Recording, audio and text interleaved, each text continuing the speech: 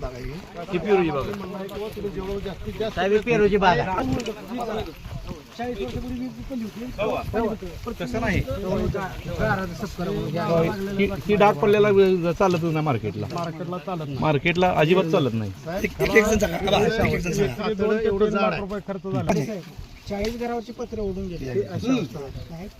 सांगा ना काय काय तुमचं झालं ते सांगा. गारा पडल्यामुळे ही एवढं नुकसान झालं त्याच्यावर. आमच्या बरेच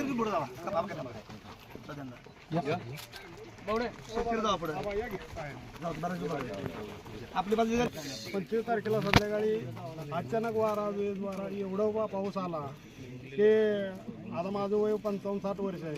या 60 वर्षात मी गारपीट बघायला सुद्धा द्राक्षाला ही समजा फुटलेले हे डॅमेज आहे समजा. खाली तेवढा थर होता. गुलाब 4 एकर गुलाब आहे. अगदी झाडाला पाला राहिला नाही. लाखावरचं नुकसान गेल्या वर्षी सुद्धा आम्हाला आमच्या बागायदाराला कोणाला भेटलेलं नाही. मी नक्की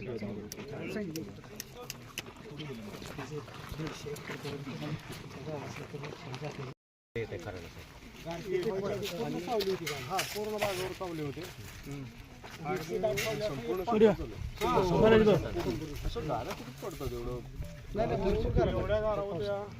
वातावरणात बदल झाला अचानक, त्यामुळे ते वारा आणि त्यामुळे ते काय झालं एकदम पडले आणि एवढ्याच भागात पडले.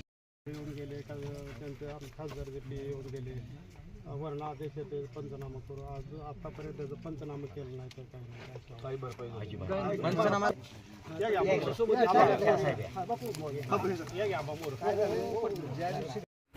ते नफ्यातलं तर सोडून द्या, पण निव्वळ गेलेलं माझं 25 लाख रुपये निव्वळ म्हणजे प्रॉफिट घातलेलं. आज त्या 35 लाखातनं 5 लाख सुद्धा म्हणजे उत्पन्न आहे. एवढे वाईट अवस्था माझी झालेली आहे. मग एवढं द्राक्ष नाही, पेरूचं तसंच आहे, इतर पिकाचं तसंच आहे. गुलाब माझे 4 एकर गुलाब आहे. अगदी झाडाला पाला राहिला नाही. लाखावरचं नुकसान मोठं नुकसान आहे. तरी शासनाने आतापर्यंत आमचे आमदार खरे येऊन गेले, प्रणिता शिंदेचं शिष्टमंडळ येऊन गेलं, पण अजून आदेश आला नाही किंवा अजून आमचा पंचनामा केला नाही ह्या पिकाचा. आज 5वा-6वा दिवस आहे. या 6 दिवस झालं त्यांची वाट बघतोय पंचनाम्यासाठी, पण अजून काही पंचनामा झाला नाही. आदेश आल्यानंतर करू म्हणते ते, आणि अजून कुठली मदत झाली नाही. एवढे आम्हाला मदत व्हावी एवढे शासनाकडून आमच्या गावातले 40-50 लोकांची घरं पण पत्रे उडून गेले. केळीचे बागा, बाकीचे सगळे बागा आहेत, बरेच हे सगळ्याचं नुकसान. म्हणजे एक शेतकरी सुरकार आलेला आहे. नुकसान झालंय. कुणाचा कांदा आहे, गहू आहे, हरभरा आहे, कुणाचं प्रत्येकाची जी बरेच पिकं आहेत ती सगळ्याची भयंकर वाटोळ झालेलं आहे आमच्या परिसरात.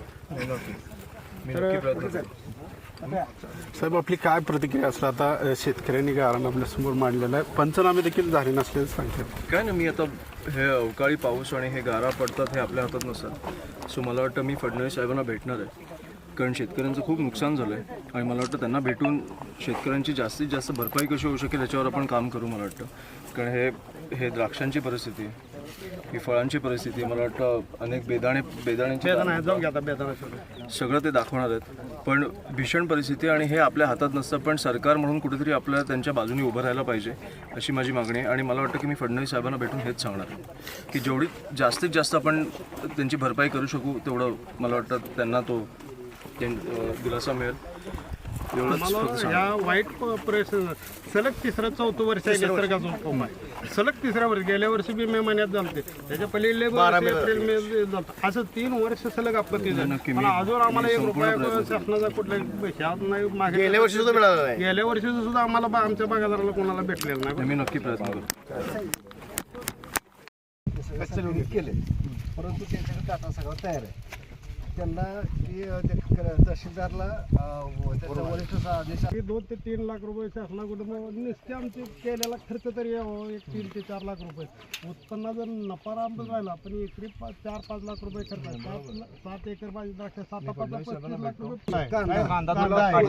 काय होते सगळ्यात महत्वाची तुमची मेहनत पण आहे.